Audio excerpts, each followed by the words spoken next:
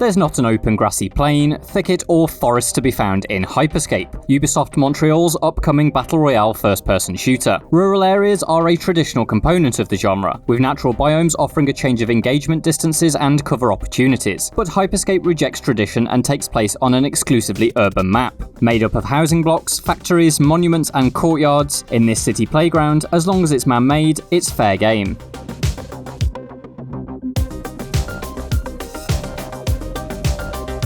While the changes a fully urban map brings are many, there's one that serves as a fundamental change to the way that you have to think about this version of Battle Royale: verticality. Hyper Scape is set in Neo Arcadia, a city that's essentially a high-tech reimagining of Paris, complete with zinc-roofed townhouses and even the actual Notre Dame Cathedral. And if you've been to Paris or seen it in a film, then you'll know that the city has a lot of height. Hyper Scape is all about using that height. There's not a parkour system as such, but rooftops are clearly designed with pathways, and networks of buildings are bridged by elements such as rail tracks that tower above the streets. Many of the buildings can be entered and scaled via staircases. Imagine if Call of Duty Warzone Downtown was the blueprint for an entire map. But classic 1990s FPS style launch pads are dotted all over the city to fire players over the skyline. On the way back down, buildings are covered in balconies, ridges and windowsills to allow you to land at the right height to continue your battle. Adapting to this new way of navigating a Battle Royale space happened pretty quickly during my hands-on with Hyper Scape. Like with Assassin's Creed, there's good use of visual design to direct your attention to spaces that can be used or entered. All windows and doors are actually opaque sheets of bright orange glass, which call your attention to a new area to duck or dive into.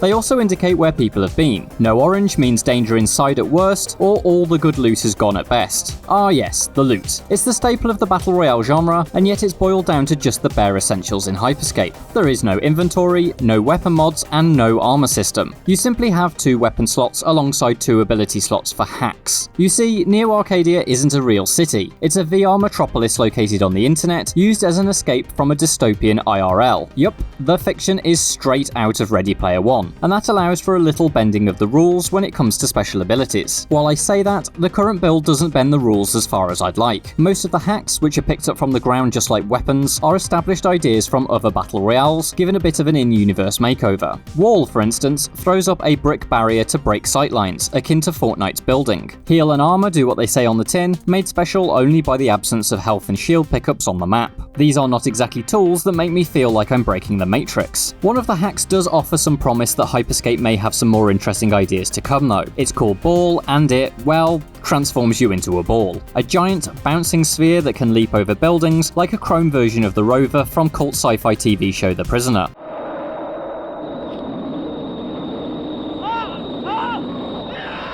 It makes escaping, be that from overwhelming engagements or from the edge of the shrinking play zone, quick and entertaining. And I hope as Hyper Scape grows and evolves, it embraces more of that madness. And that goes for weapons too. While sporting a collection of assault rifles and shotguns, Hyper Scape also has an energy cannon that feels pulled from Unreal Tournament, a rotary minigun last seen on the set of Predator, and a plasma blast rifle from Halo's cutting room floor. I hope that, as the game evolves, more of these kinds of weapons appear. There's already a taste of Unreal to the combat with its jumping and launch pads, but I think introducing a flat cannon with bouncing projectiles would really add a special spice. Furthering the quest for simplicity, instead of a series of modification upgrades like scopes and silencers, Hyper Scape simply upgrades your weapons and hacks as you find another copy of it in the world. For example, if you're using the Ripper assault rifle, each subsequent pickup of another Ripper increases its magazine size. For the Protocol V sniper rifle, each new fusion gradually builds the damage to a one-shot kill. This creates an interesting progression arc that rewards long-term attachment to weapons, as ditching a gun or hack for something new means resetting your progression. It's in direct opposition to Warzone's rarity tiers, which continually offers cooler, better equipped guns, or Apex Legends modifications that freely transfer between guns of the same category.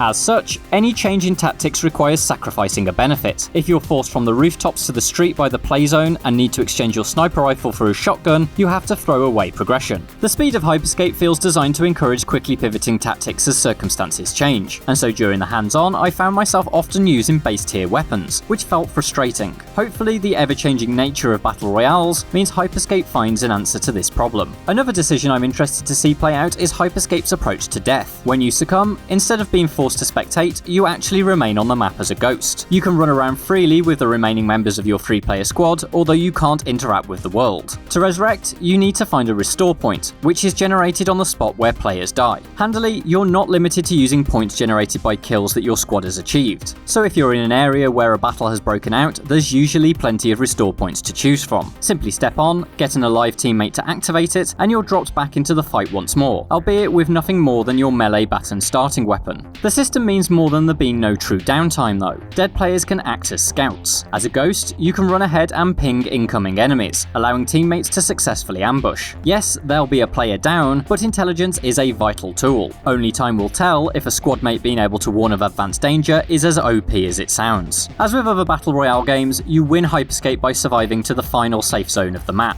But rather than a shrinking circle, the map actually disintegrates in sections. There are 9 districts and each will randomly begin to decay. Buildings begin to lose triangle-shaped patches of their textures and gradually the entire area turns black. Then the map begins to collapse. Buildings are erased from beneath your feet as you sprint to safer zones. It's a much more interesting idea than a shrinking circle, and the decay effects make it clear just how long you can stay in the sector. When forced into the final zone, Hyper Scape plays around with a traditional battle royale finale. Yes, killing everyone left alive bags you a win as the genre's tradition dictates, but there's another way of claiming victory. A crown is spawned in the final area, and a team who can grab and hold onto it for 45 seconds is named the victor, even if everyone else remains alive. Getting the crown encourages you to make the most of Hyper Scape's double jump heavy vertical routes as you flee from everyone else, rather than try and zero in for the final kill. Everything I've described so far happens inside the game, but Hyper Scape has ambitions beyond the boundaries of its own software. Ubisoft has partnered with Twitch to add tools so that viewers can interact with streamed matches of Hyper Scape. For example, mid-match events, such as temporarily giving everyone unlimited ammunition or reducing the gravity, can be voted on by Twitch viewers. Streamers who want to take an extra step to bond with their community can also activate a squad join feature, allowing viewers to play with them at the click of a button. While these features will benefit only a portion of Hyper Scape's potential fanbase, they're arguably its most interesting ideas, and ones I can see transcending the game and finding their way into other multiplayer offerings. For those features to have true worth though, Hyper Scape needs to resonate reasonably well with both the player and spectator audiences. If it has the muscle to climb that mountain, one already dominated by Fortnite, Apex Legends and Call of Duty Warzone, remains to be seen.